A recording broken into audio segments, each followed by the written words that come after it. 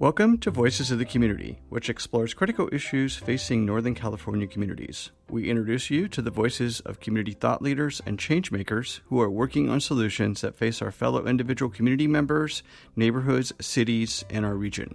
This is George Koster, your host. This episode is part of our series exploring COVID-19's impact on nonprofits and small businesses in the San Francisco Bay Area.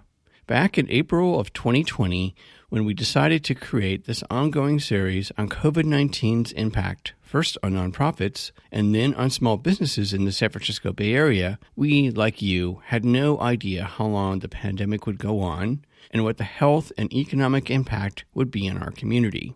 Going into 2021, the pandemic is now killing more people, shutting down more nonprofits and small businesses, along with wiping out the livelihoods of families, neighborhoods, and communities. We will continue to shine a spotlight on the nonprofits and small businesses that make up the fabric of our community, along with the founders and staff who are struggling to deal with the impact of the COVID-19 pandemic on their operations, services, and sustainability until we can all get to the other side of the pandemic. Along the way, we will also share with you all the amazing solutions that our nonprofits, small businesses, foundations, and government leaders are working on to help us all get to the other side of the pandemic and come together to rebuild our communities with more economic, social, and environmental equality. What is very clear is that business owners are challenged right now in a way they never have been. I'm open, I'm closed, I'm indoors, I'm outdoors. PPE, what is it? What do I do with it? Who do I give it to? So many challenges right now. And our goal is to really help as many of these small businesses weather this storm, so to speak, as best we can. And for that reason, I like to encourage the businesses to reach out to us, especially work with a business advisor. This is the District Director of the Small Business Administration's San Francisco District Office, Julie Clowes. Over these 10-plus months, we have been sharing the voices of small businesses and COVID-19's devastating impact on their survival.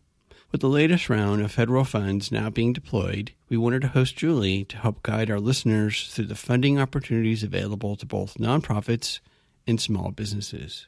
I am joined remotely via Zoom by Julie Clowes, the District Director of the Small Business Administration's San Francisco District Office. Thank you for being here, Julie. Thank you for the invitation. I think the SBA is kind of one of those government departments that for a lot of people see it as a black box where it's going to require all these forms, all this information I don't have. So I think it would really be helpful if you could provide a background on the SBA here in San Francisco, that's the district that you manage, and how you work with small businesses and really now nonprofits. Absolutely. I do think there's a lot of preconceived notions about who SBA is, what they do, and who we help. But we are a federal agency. We're an independent agency. And our sole mission is to help businesses start and grow and continue to prosper. And we do that offering a variety of programs and services. Can kind of break those into 4 buckets is an easy way to talk about it. So there's the access to capital bucket, which maybe we're most known for, but we actually have programs that go from microfinancing, loans of $50,000 or less, all the way on up through venture capital.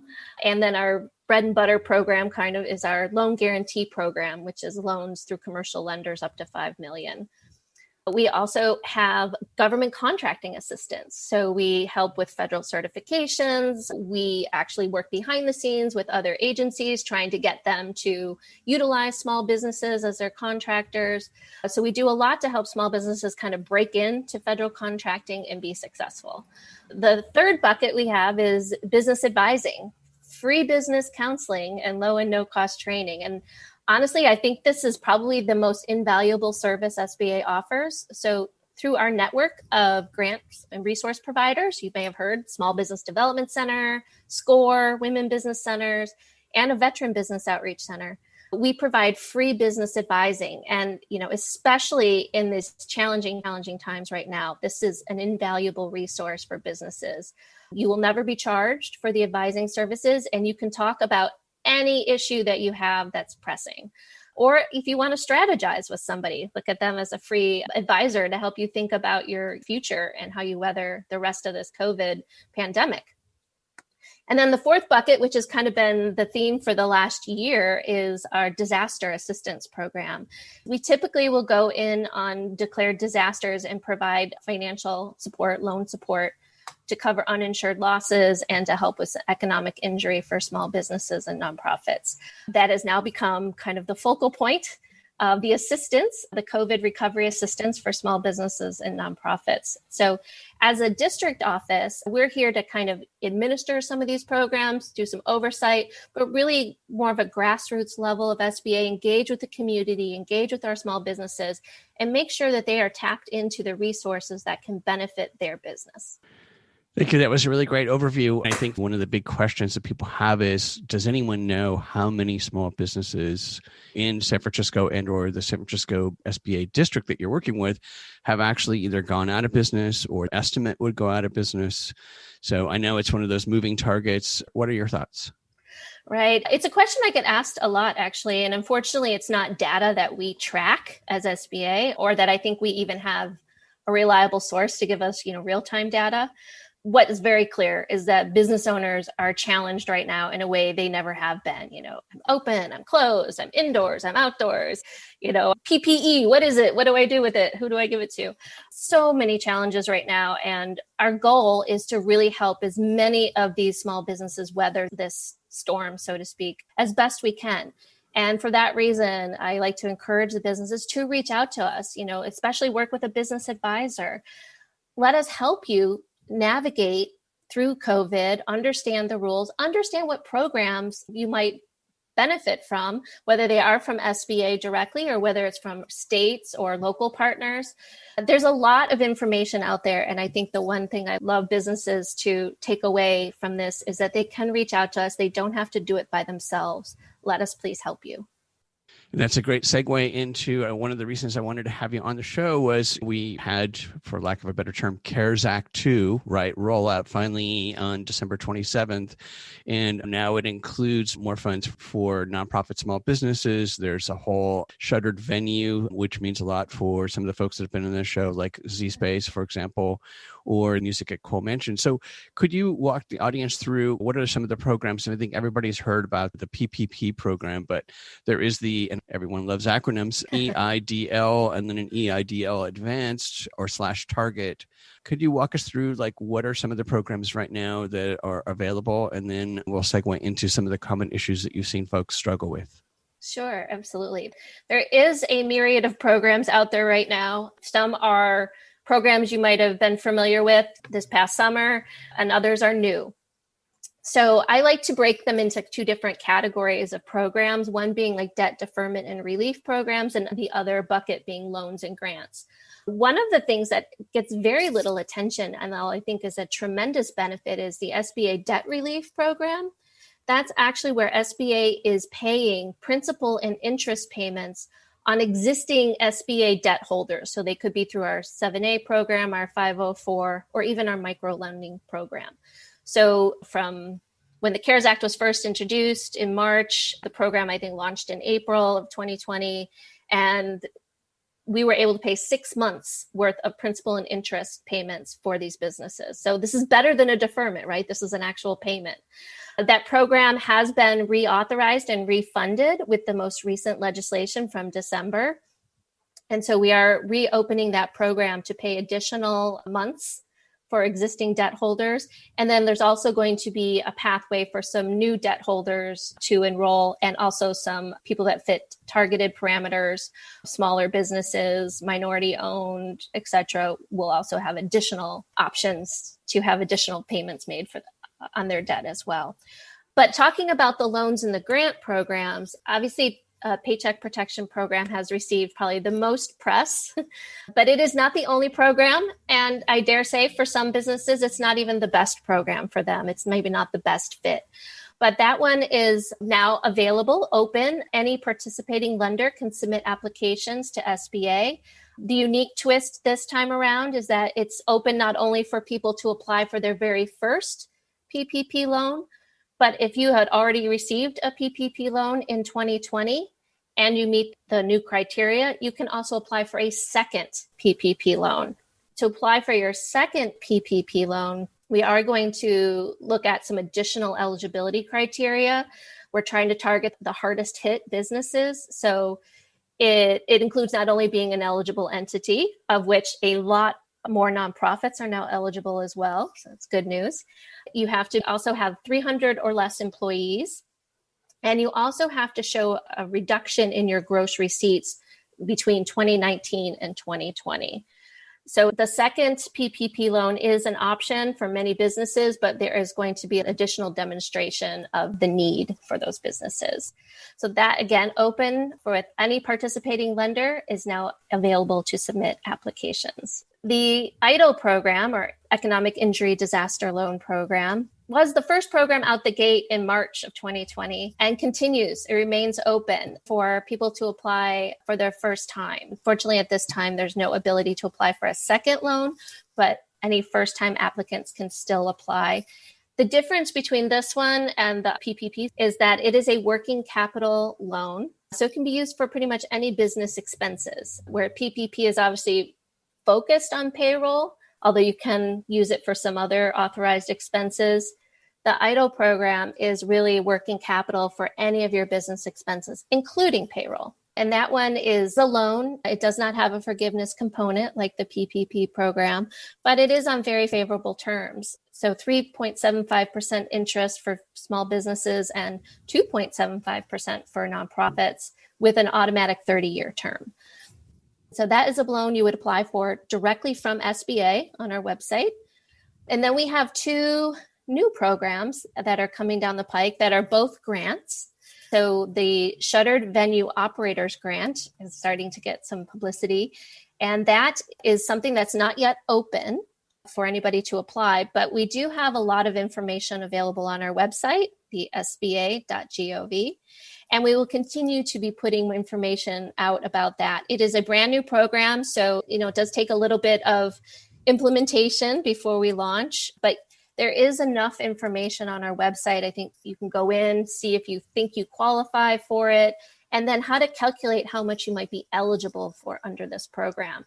So again, you can start getting some information so that if you qualify, you can start to make decisions about whether this program or one of the other programs might be best suited for your needs for your business.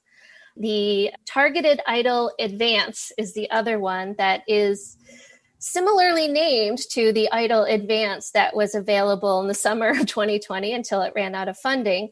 But I do like to point out to people that it really is a different program. So the Economic Aid Act that was passed in December created this. I would say it's maybe a cousin of the EIDL Advance program that was available this past summer. So it is a program that is not open for applications just yet, but I do encourage businesses to go and look at the website, again, sba.gov, and start to look at the parameters about how this program is going to come available when it is. It's going to open in phases. And you will see that this Targeted EIDL Advance Grant is only available for businesses that meet certain criteria. So the low income areas and showing the revenue reduction again between 2019 and 2020. SBA will actually be messaging a lot of our prior EIDL Advance recipients and or applicants before the funding ran out. So I do want people to go read the details to see how this program is expected to be unveiled and know that if they had applied for an EIDL Advance in the summer in 2020 and maybe did not get the full $10,000, they should receive a direct message from SBA with further instructions related to the Targeted EIDL Advance. And then similarly, if they applied for the EIDL Advance, but the funding ran out before we were able to make an award to them, those individuals and businesses will also be messaged directly. So there's still a lot happening. There's a lot that's available. Today, you could apply for the EIDL program, the EIDL loan. You could also apply for a PPP loan, whether it's your first one or your second one. The two grant programs, though, are not yet open for applications. Thank you. That was a lot of really wonderful information shoved into a very small amount of time. I want to turn to you and your staff, obviously, to your point, working with lots of small businesses and now small nonprofits. What are some of the common issues that you and your staff have identified that people struggle with? And also, how can folks prepare to make the process easier and then hopefully more successful? Sure.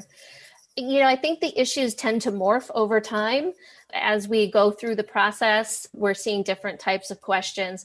We still do see a fundamental problem with trying to figure out which program, like understanding what is EIDL all about, what is PPP all about, and how do I figure out which of these programs is best for my business. As it's easy to do with all this information being pushed out at people on a constant basis, it is easy to confuse the two and maybe not fully understand which program they're actually applying for. So we've been helping people understand that. Also, with the EIDL program, some businesses were declined and they received a letter as such. But with the EIDL program, a decline is not necessarily fatal. It's really SBA saying, we need more information about you before we can make the loan decision. So they have a reconsideration process. And this is confusing for a lot of borrowers because if they've had a loan decline, they think they're done. But there is a process, and we're trying to help a lot of those borrowers understand, what additional paperwork or information SBA needs and how they can submit that. That's been a big part of what we've been helping with in the last several months as well. Then also just helping people find the right resources. When the PPP program was launched in April in 2020, the big push was, how do I find a bank that's offering the program? And it did highlight a problem that a lot of small businesses were unbanked. And so trying to find resources, maybe non-traditional financial resources that were eligible to offer the PPP program, to match them with those resources so that they would have access to the program. And some of that still continues today with this relaunch, if you will, of the PPP program. I think there's a lot that businesses can do, even if you're looking at the Shuttered Venue Operators Grant, for example. It's not open yet. Tips that I would say is please prepare and make sure you have your 2020 financial statements. I would make sure you have that and have those ready. For pretty much any of the programs you're going to apply for, you're going to need your 2020 financials. If you're having difficulty putting those together, or maybe you have financials, but you're not as familiar with working with them, this would be a good time to reach out to one of our business advisors also to let them help you take a look at what you've assembled, take a look at your 2019 financials and your 2020, so you can start making some of those calculations about revenue reduction, et cetera, so that you do have that information readily available to you when you either want to apply for PPP2, for example, or the Shuttered Venue Operators Grant. I also do recommend that even though your 2020 tax returns are not due, you might want to do a draft version of your 2020 tax returns. I'm not saying you have to submit them to the IRS just yet, but I would go through the exercise of assembling a draft version of your 2020 tax returns in case you do need to produce them as supporting evidence for any of these programs. And then lastly, the one other piece, kind of prep piece, if you will, for anybody interested in the Shuttered Venue Operators Grant in particular, I do encourage them to go register their business or their nonprofit in sam.gov. And that is the Systems of Award Management, SAM, like the name, .gov. It's free. It doesn't cost anything to register in this system, but it might take you a minute. It's pretty much just your standard business information, but some people think it's not the most intuitive system in the world. So this is going to be an important component for applying for this grant. So I do recommend businesses go ahead and do that now. Even if they're just thinking about it, go ahead and take that registration piece off your plate. We will be doing some webinars and workshops to try to help people understand how to register in sam.gov. It's the central database that anybody, business, nonprofit, anyone who wants to do business with the federal government, whether it be selling to the government, receiving grants, et cetera, everyone needs to register in this. So it's not anything unique, but it's probably something a lot of businesses never contemplated or considered before. So that's another tip to get ready. That's great. So go to your website to sign up for those webinars. I know you've been also partnering with Cal Nonprofits, for example, and the folks at California for the Art is another one that you were working on. Yes, and we're definitely, messaging our partners, especially when we have new resources available. And the webinars, we will definitely be blasting out that information. People can also sign up for our district office newsletter, so we can push information out to them if they don't want to have to go and scan the sba.gov website constantly. Thank you. Great information. So I'd love to have you share with the audience one of your favorite moments of working with small business clients and helping them secure funding. And what do you feel that has an impact on our community? Yeah, I have so many stories. I was thinking about the businesses that we have been able to assist. And we've had a lot of, what maybe people even think of as not a small business, people that have hundreds of employees, but they are a small business. And so helping them get their PPP loan, for example, obviously makes a big community impact because hundreds of people were able to remain employed.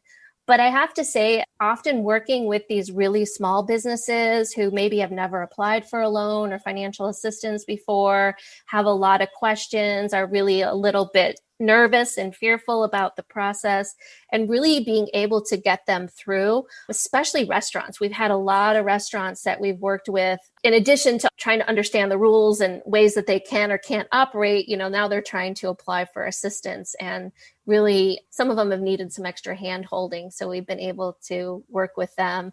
And some nonprofits. I've had a healthcare nonprofit who was working with underserved communities. And they were really nervous about the PPP loan application process as well, and was able to work with them, and they got the financing, and they were so grateful. For them, it made the difference between really shutting down or streamlining and offering very few services. And this is a healthcare organization in the middle of a pandemic. We don't want them shutting down, right? We want them to be providing services to these vulnerable communities that they work with. So that was a really happy moment to be able to know that some of these things could continue without disruption. But there's a lot of stories. And I had one woman who she actually was able to get the debt relief program that I was talking about. She had just bought a new building for her business and was retrofitting it and all of that when the pandemic hit. So construction became a challenge, and she was afraid she wouldn't meet her deadlines in order to have the loan. And we were able to work with the lender and with her, and then with the city, with some of the permitting departments, and make sure everybody had the information. And we were able to enroll her in that program. And she's actually ones that made me teary-eyed, because she emailed me and she's like, after all of this, she's like, I think I forgot to say thank you. But she's like, thank you, thank you. She's like, I only bug you when I have a problem, but you really saved my business. And I'm getting choked up even talking about it. So that's the kind of stories that that's why we do what we do.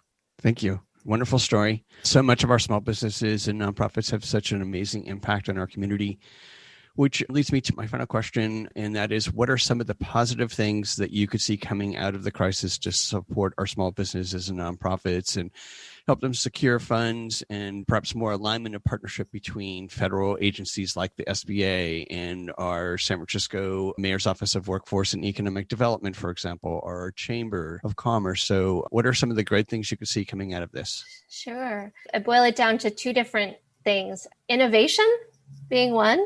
These kinds of conditions, while they're incredibly challenging, they also are forcing us to do business differently and to operate differently. And I think with that kind of environment comes a lot of innovation. And so you haven't heard a lot of conversation about it, but the new ideas that'll be sparked, the new businesses that can be launched out of the new ideas that come out of a phase like this, when we've all been impacted at work and at home. And I think the second topic is collaboration.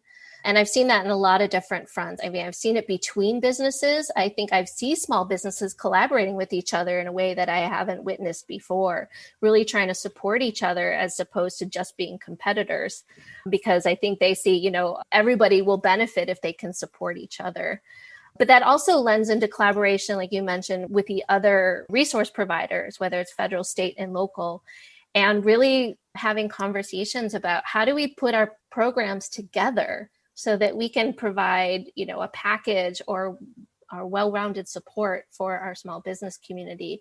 And I think as we are hopefully coming out of this pandemic, emerging out of this, we can have some serious conversations about what the future looks like. How do we leverage the programs that exist? And if there's new programs that need to be created to meet certain needs that are coming out and emerging in 2021 as businesses are trying to not only surviving this pandemic, but go back to thriving. And looking at the landscapes, if you look at a city like San Francisco, it's going to have some dramatic changes because of this pandemic. And again, how can we support these businesses that are still here, help new businesses emerge, and keep our small business community thriving? Thank you. Great ideas. And I'm hoping that we can bring all of the players together to provide a much easier ecosystem for our small businesses and nonprofits to engage in and get the support they need. I want to thank you so much, Julie, for sharing all of the wonderful work that you and your team at SBA San Francisco District Office are doing to support our small businesses and nonprofits. And we'll make sure that our viewers and listeners have the contact information, your website, and social media. And that way folks can hopefully follow the SBA and all your work here and get more people to engage in the SBA and all of the new programs. With the new administration, it sounds like there may be another round of financing coming out. Who knows, maybe in the springtime to help folks bridge between now and the fall, assuming that we can get to that point where we have herd immunity and folks can actually show up again and go to restaurants inside and go to theaters and hang out. Yes. I think we're all hoping for that. But I think we're going to see a lot of activity this year. And so that's why I tell people to stay engaged and tap into our resources and work with us so that you can stay in the know, so to speak, on the resources that you can take advantage of. All right. Well, stay safe out there in our strange new normal with a pandemic raging, economic meltdown, and vaccines going slow. But, at least we're headed in the right direction. Yes. Well, thank you. Thank you for the conversation today. That's it for this episode of Voices of the Community. You've been listening to the voice of Julie Clowes, the District Director of the Small Business Administration's San Francisco District Office. To find out more about the Small Business Administration's services and funding programs, go to sba.gov. We hope that you enjoyed the insights, points of view, and personal stories from the voices of changemakers and their nonprofits and small businesses featured in this series. To find out more and get engaged with the nonprofits, small businesses, and staff members featured in the series, please go to my website, georgecoster.com, and click on Voices of the Community to find links to the extended versions of these interviews and to listen to the entire series. After listening to these stories, we hope that you will consider making a donation and volunteering to provide a hand up to your fellow community members. I want to thank my associate producer, Eric Estrada, and Casey Nance at Citron Studios, along with the wonderful crew at the San Francisco Public Press and KSFP. Voices of the Community is a member of Intersection for the Arts, which allows us to offer you a tax deduction for your contributions. Please go to georgecoster.com and click on the donate link to make a donation to help us provide future shows just like this one. While you're on our website, you can enjoy our archived past shows, which feature community voices working on solutions to critical issues facing Northern California communities. And you can sign up for our newsletter to find out more about future shows, as well as shows and events from the organizations that are included in our episodes. Take us along on your next COVID walk by subscribing to Voices of the Community on Apple Podcast, Spotify, and Google Podcast, or wherever you get your podcast. You can follow us on Twitter @GeorgeCoster, and we'd love to hear from you with feedback and show ideas, so send us an email to george@georgecoster.com. I'm George Coster in San Francisco, and thank you for listening.